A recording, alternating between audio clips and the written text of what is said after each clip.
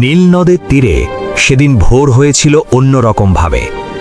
সূর্য ওঠার আগেই পুরো মিশর যেন একটা নতুন রূপ নিয়েছিল। নদীর দুই পারে রঙিন পতাকা উঠছে, প্রতিটি রাস্তায় ফুলের মালা, বাতাসে ভারী সুগন্ধি ধূপের গন্ধ। কারণ আজ সেই দিন যেদিন মিশরের সেই মানুষটি নিজেকে খোদা দাবি করে তার জীবনের সবচেয়ে বড় উৎসব করতে চলেছে। আজ ফেরাউনের বিয়ে। রাজভাণ্ডার খুলে দেওয়া হয়েছে, প্রজাদের মাঝে স্বর্ণমুদ্রা বিলানো হচ্ছে। কেউ কাজ করবে না, কেউ উপোস থাকবে না, পুরো সাম্রাজ্য আনন্দে মাতোয়ারা। কিন্তু এই কোলাহলের আড়ালে বনি ইসরায়েলের বস্তিতে ছিল এক ভারী নীরবতা। সেখানে কোনো উৎসব নেই, কোনো হাসি নেই, আছে শুধু দীর্ঘশ্বাস। কারণ তারা জানে তাদেরই এক মেয়ে, তাদের কওমের এক রত্ন আজ এক জালিমের হাতে নিজেকে সঁপে দিতে যাচ্ছে। মুজাহিমের ছোট্ট ঘরটা ঘিরে রেখেছে ফেরাউনের প্রহরীরা।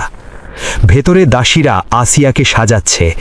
রাজপ্রাসাদ থেকে এসেছে পৃথিবীর সবচেয়ে দামি রেশমি পোশাক, হীরা মুক্তার গহনা, সুগন্ধি তেল। দাসীরা যখন আসিয়ার চুলে সুগন্ধি মাখাচ্ছে, তিনি পাথরের মতো স্থির বসে আছেন। চোখে পলক নেই, মুখে কথা নেই, আয়নায় নিজের প্রতিবিম্ব দেখছেন, কিন্তু মনে হচ্ছে তিনি দেখছেন একটি জীবন্ত লাশ। তার মা পাশে দাঁড়িয়ে কাঁদছেন। তিনি এগিয়ে এসে মেয়ের কপালে চুমু খেলেন, কান্না জড়িত কণ্ঠে বললেন, মা রে, আজ তোকে রানীর মতো লাগছে, কিন্তু আমার বুক ফেটে যাচ্ছে। আমি তোকে ওই শয়তানের ঘরে পাঠাতে চাইনি। আল্লাহ কেন আমাদের এই পরীক্ষায় ফেললেন? আসিয়া মায়ের হাত ধরলেন, শান্ত কণ্ঠে বললেন, মা, কেঁদো না।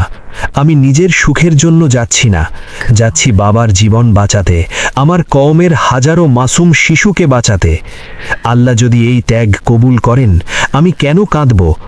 আমার দেহ হয়তো ফেরাউনের প্রাসাদে যাবে, কিন্তু আমার রূহ সবসময় আমার রবের কাছেই থাকবে। শুধু দোয়া করো, আল্লাহ যেন আমার ইজ্জত রক্ষা করেন। বাইরে হামানের রাজকীয় রথ অপেক্ষা করছে, বাদ্যযন্ত্র বাজছে। মুজাহিম দরজার সামনে দাঁড়িয়ে আছেন, তার পা চলছে না। মেয়েকে জড়িয়ে ধরে হাউ হাউ করে কেঁদে উঠিলেন। বললেন, মা, আসিয়া, আমাকে মাফ করে দিস। বাবা হয়েও তোকে রক্ষা করতে পারলাম না। আমি তোকে বাঘের মুখে ঠেলে দিচ্ছি। আসিয়া বাবার চোখের পানি মুছে দিলেন। বললেন, বাবা, আপনি অসহায় নন, আমাদের সাথে আল্লাহ আছেন। হজরত ইউসুফ কি মিশরের কারাগারে ছিলেন না? আল্লাহ তাকে রক্ষা করেননি? হজরত ইব্রাহিম কি নমরুদির আগুনে ছিলেন না? আল্লাহ তাকে রক্ষা করেননি? সেই একই আল্লাহ আমাকেও রক্ষা করবেন। আসিয়া ধীর পায়ে রথে উঠলেন। রথ চলতে শুরু করল। হাজার হাজার মানুষ রাস্তার দুই পাশ থেকে তাকিয়ে আছে। তারা ভাবছে, আহা, কি ভাগ্য এই মেয়েটির, ফেরাউনের রানী হচ্ছে। তারা জানে না এই মেয়েটি রাজপ্রাসাদে যাচ্ছে রানীর মুকুট পরতে নয়, যাচ্ছে ঈমানের সবচেয়ে কঠিন পরীক্ষা দিতে। সূর্য ডুবল, রাত নামল। ফেরাউনের প্রাসাদের সবচেয়ে উঁচুতে নীল নদের দিকে মুখ করা একটি বিশেষ কক্ষ, বাসর ঘর। এটি সাজাতে গত 1 মাস ধরে হাজার হাজার কারিগর কাজ করেছে। দেওয়াল মোড়ানো খাঁটি সোনায়, মেঝেতে পারস্যের গালিচা, যার ওপর পা রাখলে মনে হয় মেঘের ওপর হাঁটছি। ছাদ থেকে ঝুলছে স্ফটিকের ঝাড়বাতি, 4 কোণে সুগন্ধি ধূপদানি, মাঝখানে হাতির দাঁত আর সোনায় তৈরি বিশাল পালঙ্ক, চারপাশে ছড়ানো গোলাপ আর জুই। ফেরাউন চেয়েছিল এই ঘরে পা দিলেই আসিয়া বুঝতে পারবেন তিনি কত বড় রাজার স্ত্রী হতে চলেছেন। দাসীরা আসিয়াকে পালঙ্কে বসিয়ে চলে গেল। যাওয়ার আগে ফিসফিস করে বলল, রানীমা, আপনি কত ভাগ্যবতী, স্বয়ং খোদা আজ আপনার কাছে আসবেন। আসিয়া কোনো উত্তর দিলেন না। দরজা বন্ধ হওয়ার সাথে সাথে তার ভেতরের বাঁধ ভেঙে গেল। তিনি পালঙ্ক থেকে নেমে ছুটে গেলেন জানালার কাছে। নিচে নীল নদ চাঁদের আলোয় চকচক করছে। তিনি আকাশের দিকে তাকিয়ে বললেন, হে আমার রব, এই ফেরাউন, এই প্রাসাদ সব তোমার সৃষ্টি। আজ আমি তোমার কাছে আশ্রয় চাইছি। আমি আমার পবিত্রতা এই নাপাক মানুষের কাছে সঁপে দিতে চাই না। তুমি আমাকে রক্ষা করো। তিনি ওযু করলেন। ঠান্ডা পানি মুখে লাগতেই মনে হলো আল্লাহর রহমত তাকে স্পর্শ করছে। তিনি ঘরের এক অন্ধকার কোণায় ওড়না বিছিয়ে জায়নামাজ তৈরি করলেন, সালাতে দাঁড়িয়ে গেলেন। শরীর কাঁপছিল, কিন্তু হৃদয় ছিল পাহাড়ের মতো অটল। সেজদায় গিয়ে কাঁদতে লাগলেন, ইয়া আল্লাহ, তুমি তো জানো আমি কেন এখানে এসেছি। মাবুদ, তুমি কি আমাকে এই কাফেরের হাতে লাঞ্ছিত হতে দেবে? আমার আর এই জালিমের মাঝখানে তুমি পর্দা ফেলে দাও। এই ফরিয়াদ সরাসরি আরশে পৌঁছল। তাফসিরের বর্ণনায় এসেছে, আল্লাহ তাআলা ফেরেশতাদের সাক্ষী রেখে বললেন, তোমরা দেখো, আমার বান্দি ফেরাউনের প্রাসাদে থেকেও আমাকে ভোলেনি। আজ আমি তাকে এমন নিরাপত্তা দেব যা পৃথিবীর ইতিহাসে কেউ দেখেনি। ফেরাউন নিজেকে খোদা দাবি করুক, সে আমার বান্দির একটি চুলের ডগাও স্পর্শ করতে পারবে না। এদিকে ফেরাউন তৈরি হচ্ছে, পরনে দুনিয়ার সবচেয়ে দামি পোশাক, গলায় হীরার মালা। আয়নায় নিজেকে দেখে তৃপ্তির হাসি দিল, ভাবল আমিই তো খোদা, আজ পৃথিবীর সবচেয়ে সুন্দরী নারীকে জয় করতে যাচ্ছি। হামান দরজায় এসে বলল, জাহাপনা, বিবি আসিয়া আপনার জন্য অপেক্ষা করছেন।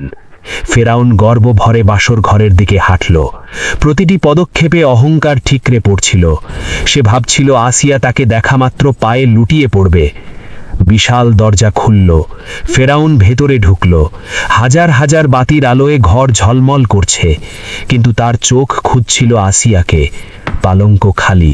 সে এদিক ওদিক তাকালো, অবশেষে দেখল ঘরের এক কোণে জানালার পাশে আসিয়া দাঁড়িয়ে, মাথায় ঘোমটা, দৃষ্টি মাটির দিকে। ফেরাউন মুগ্ধ হয়ে তাকিয়ে রইল। সে ধীর পায়ে এগিয়ে গেল।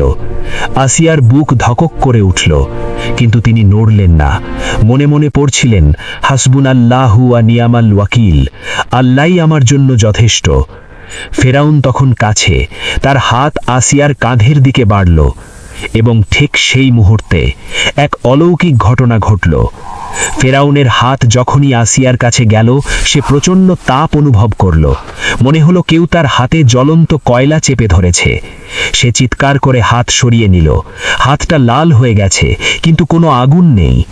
সে ভাবল মনের ভুল। সে আবার সাহস সঞ্চার করল, আমি খোদা, আমি ভয় পাব না। দ্বিতীয়বার হাত বাড়ালো। এবার আরো ভয়ঙ্কর। তার হাত পাথরের মতো ভারী হয়ে গেল, আঙুলগুলো নাড়াতে পারছে না। কবজি থেকে কাঁধ পর্যন্ত পুরো হাত অবশ। তার বুকের ভেতর ধরফর করছে, শ্বাস আটকে আসছে। মনে হচ্ছে কেউ তার গলা টিপে ধরেছে। চোখ উল্টে আসার উপক্রম। সে ভয়ে চিৎকার করল, এ কি হচ্ছে আমার? আমি নড়তে পারছি না কেন? তাফসীরের বর্ণনায় এসেছে, আল্লাহ ফিরাউনের চোখে এক বিভ্রম তৈরি করে দিলেন। সে আসিয়ার দিকে তাকালে আসিয়াকে নয়, এক ভয়ঙ্কর আকৃতি দেখতে পাচ্ছিল, অথবা আসিয়াকে আগুনের তৈরি মনে হচ্ছিল। ফিরাউন ভয়ে পিছিয়ে গেল, বিছানায় বসে পড়ল। ঘামে শরীর ভিজে গেছে। কাঁপতে কাঁপতে বলল, তুমি কে? তুমি মানুষ নাকি জিন নাকি জাদুকর? আসিয়া শান্তভাবে বললেন, আমি কোনো জিন নই, আমি একজন সাধারণ মানবী, কিন্তু আমার ঈমান আমাকে শক্তিশালী করেছে। তুই নিজেকে খোদা দাবি করিস, অথচ তুই নিজের হাত নাড়াতে পারছিস না। তুই কেমন খোদা? ফিরাউনের অহংকারে আঘাত লাগল। সে বুঝল এই নারীর সাথে এমন এক শক্তি আছে যার সাথে সে পারবে না। সে ভয় পেল। সে বলল, ঠিক আছে, আমি তোমাকে স্পর্শ করব না, তুমি দূরে থাকো। আসিয়া আল্লাহর কাছে দোয়া করলেন। আল্লাহর হুকুমে ফিরাউনের হাত স্বাভাবিক হল। শ্বাসকষ্ট কমল, কিন্তু মনের ভয় গেল না। সে সেই রাত আর আসিয়ার দিকে তাকানোর সাহস পেল না। এক কোণায় কুঁকড়ে শুয়ে রইল। আর আসিয়া সারা রাত জায়নামাজে দাঁড়িয়ে আল্লাহর শুকরিয়া আদায় করলেন। পরের দিন সকালে ফিরাউন হামানের কাছে গেল। হামান জিজ্ঞেস করল, রাত কেমন কাটলো জাহাপনা? ফিরাউনের অহংকার তাকে সত্য বলতে দিল না। সে মিথ্যা বলল।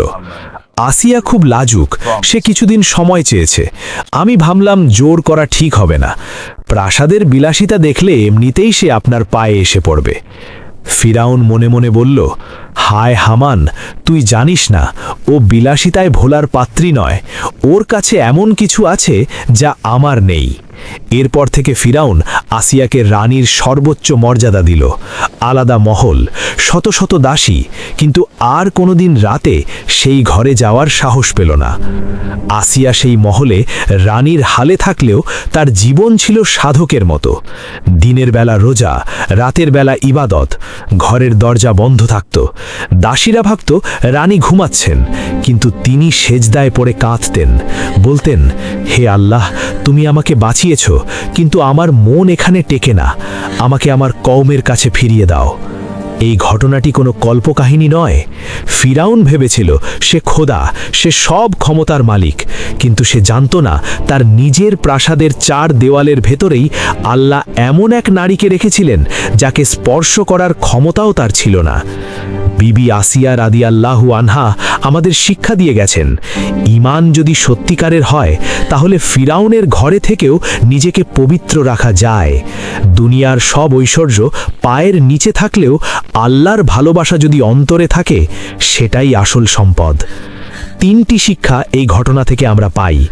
তাওয়াক্কুল, আসিয়া জানতেন না তিনি কিভাবে বাঁচবেন, কিন্তু আল্লাহর ওপর ভরসা করেছিলেন। আল্লাহ তাকে অলৌকিকভাবে রক্ষা করেছেন। বিপদে হতাশ না হয়ে আল্লাহর ওপর ভরসাই হোক আমাদের একমাত্র অস্ত্র। পবিত্রতা রক্ষা, তিনি রানীর আসন নয়, আল্লাহর কাছে পবিত্রতা চেয়েছিলেন। জীবন দিয়ে প্রমাণ করেছেন সম্ভ্রম রক্ষা করাই একজন মুমিনের সবচেয়ে বড় সম্পদ।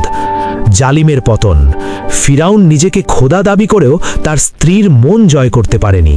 ক্ষমতা দিয়ে মানুষের দেহ কেনা যায়, কিন্তু ঈমান কেনা যায় না, কোনো দিন যায় না।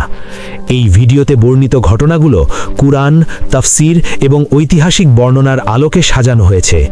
বিবি আসিয়া যে ফিরাউনের স্ত্রী ছিলেন এবং তিনি আল্লাহর কাছে জান্নাতে ঘর চেয়েছিলেন, তা সূরা আত-তাহরিম আয়াত 11-তে স্পষ্টভাবে উল্লেখ আছে। ফিরাউনের আসিয়াকে স্পর্শ করতে না পারার এই বর্ণনাটি তাফসীরে কুরতুবী, তাফসীরে মাজহারি এবং ইবনে কাসিরের আল বিদায়া ওয়ান নিহায়াতে ঐতিহাসিক বর্ণনা হিসাবে উল্লেখ আছে। হযরত ইবনে আব্বাস রাদিয়াল্লাহু আনহু থেকেও এমন বর্ণনা পাওয়া যায়। ভিডিওটি ভালো লাগলে একটি লাইক দিন, কমেন্টে লিখুন সুবহানাল্লাহ। আল্লাহ আমাদের সবাইকে বিবি আসিয়ার মতো অটুট ঈমান দান করুন। আমিন।